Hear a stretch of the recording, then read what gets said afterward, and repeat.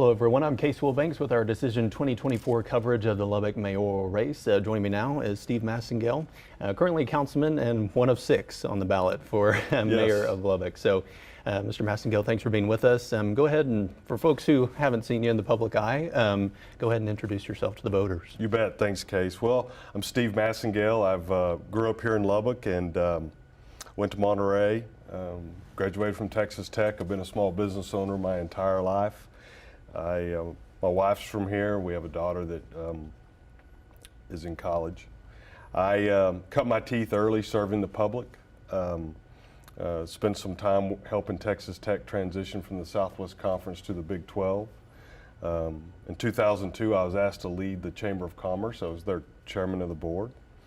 In 2006, I ran for the school board and led the Board of Trustees from 2012 to 2014. I served there for 8 years, and then most recently I've served for 8 years on the Lubbock City Council.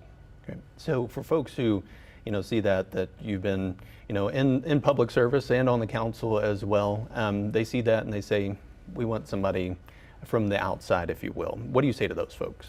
Well, I think they need to understand that you want a mayor that will be effective and that understands how to jump right in and get things done. And many of my opponents would not have that ability to do so, and the learning curve is steep. And you finish these elections, you jump right into a budget, and the budget is hard to understand, and I don't believe you can understand it in just one budget cycle. So it's about getting things done and be able to get things done effectively. We have great momentum and great things happening in our community, and there's many people that want to see that continue. So tell me about the top issues that you've been not only campaigning on, but just have seen from the council and hope to see as well in the mayor's office. There's plenty we could talk about here. The top issues, I think, are always going to be crime and public safety. And we've had several candidate forums, and everyone's going to talk about that and support that. Our neighborhoods are frustrated with crime. Our businesses are frustrated with crime. A lot of our crime is gang and drug driven, unfortunately. But that starts this week. It actually, with these, getting to know these 4 candidates for our new chief of police. I would encourage the public to participate in that. It starts there. But you guys also have a mayor and a council that understands how to set policy and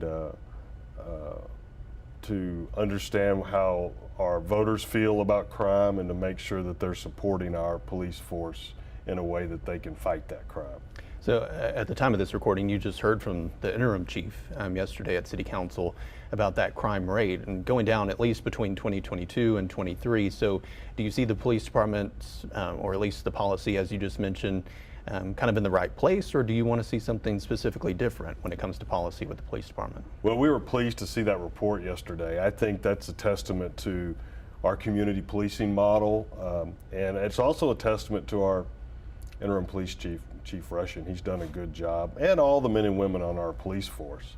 I mean, I think you have to keep up the fight, though. I don't think you can let off the gas, and I think you've got to continue to work hard to deal with crime in our community. It's unfortunate that prosperous communities like Lubbock have crime, but it gets fought at the police level and gets fought at City Hall. And you mentioned candidates for chief. What are you seeing, or what do you want to see in the new chief? I want to see someone that embraces our same philosophy on crime and understands how to hold criminals accountable, someone who understands how to work with our court system, because it doesn't stop with our police officer. You've got to make sure that process moves all the way through. I also want to hire someone that understands how to lead our department in a way that promotes high morale and leads in a way that our officers are willing to follow them. You mentioned the budget, and in some of your campaign, at least advertising, you mentioned not raising the tax rate or keeping it low. So going into the future, into future budgets, what sort of tax rate are you looking to set, whether it's lower or no new revenue? I think, explain that. Sure. I mean, tax rate's always a hot topic. You're always looking for that lower tax rate. You're hoping that you can take advantage of your growth and that you can provide for all the needs of the city with that growth. There has been a lot of talk about tax rate on the campaign trail. A lot of it's misinformation, specifically about me. I've lowered or kept the tax rate the same more than I've had the opportunity to incrementally raise it. The times that I've incrementally raised it, it's always been for public safety. And I just think it's important that you have a mayor that understands when you need to invest in public safety. And will you see that as that no new revenue rate, or would you at least bring the rate down and rely on that growth that you mentioned to bring in revenue for the city? Yeah, I think you want to make sure you can take advantage of the growth. It's hard to say what rate at this point you would support until you see the budget, see what the sales tax figures are, and see what the property tax collection is.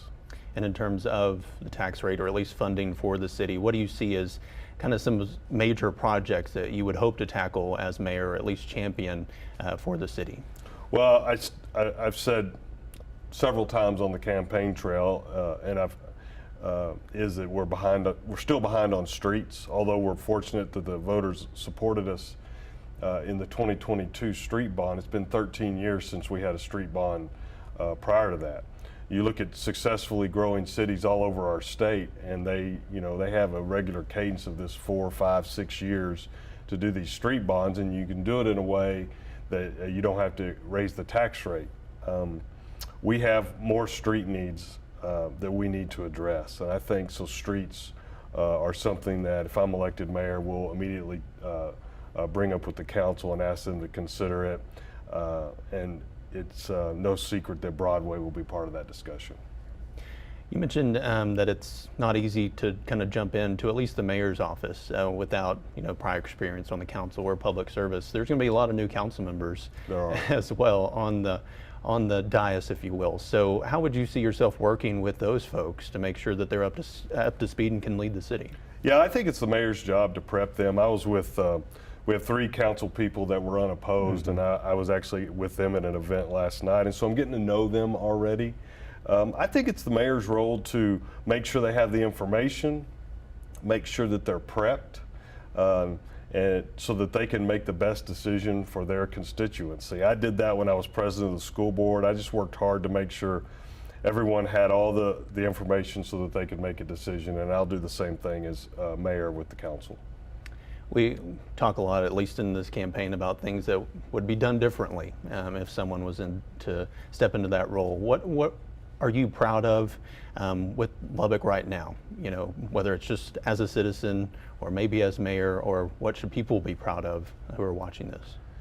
I think they should be proud of that we're a city that continues to embrace our family values. We're a city that you can start a business in and earn a living and provide for your family. Our growth is really something to be proud of. The way that we've incrementally grown, we don't have the highs of the highs or the lows of the lows that you might even see a community like Midland has to deal with. So those are things that I'm proud of. It gives us the ability and the foundation to do some great things. All right, Steve Massengale, thanks so much for joining us. We appreciate it. Thanks for having me out. Absolutely. Early voting continues until April 30th. Election day is May 4th, and join us on May 4th for election coverage you can count on.